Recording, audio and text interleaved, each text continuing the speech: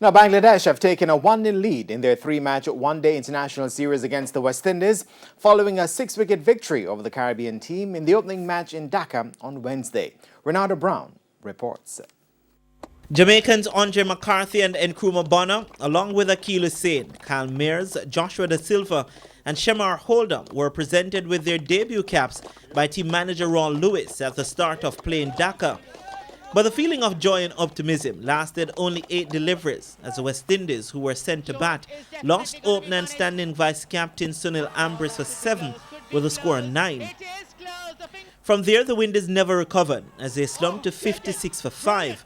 Debutants Da Silva 9, McCarthy 12 and Bonner 0, all joining captain Jace Mohammed 17 back in the pavilion. Mears, who top scored with 40 and Jamaican Rothman Powell 28, then added 59 runs for the 6th wicket. The dismissal of Powell then led to a collapse of the Windies' lower order as they lost their last 5 wickets for 7 runs. All-rounder Shakib Al Hassan was the main destroyer with 4 for 8, while debutant Hassan Mahmood claimed 3 for 28 to bundle out the visitors for just 122. This was the Windies' lowest ODI score in 37 games, going back to November 1, 2018, when the team was bowled out for 104 against India. Now, having not played international cricket in over 10 months, Bangladesh's openers got off to a watchful start, scoring 47 runs from the first 13 overs. That resistance was, however, broken as Hussain took 14 deliveries for his first ODI wicket, removing Litan Das for 14.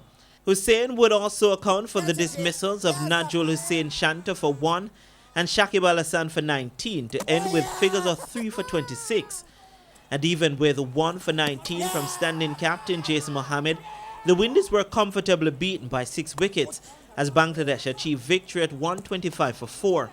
Mohammed, while praising the effort from the bowlers, was critical of the batting performance. Obviously they bowled well, they got the ball to move a little bit. We always know they're coming with a balanced attack, 3 seamers, 2 spinners, so I think it was a good bowling performance from us, and as I said, hopefully next game we can put in a better performance with the back. Obviously I think we have to give ourselves a little bit more time. Obviously it's difficult to score in the middle with the spinners, so I think negotiating that part of the innings is going to be more crucial for us, and obviously we need to play that period of bowling a little bit better. The second ODI will be played on Friday. Renata Brown for TVJ Sports.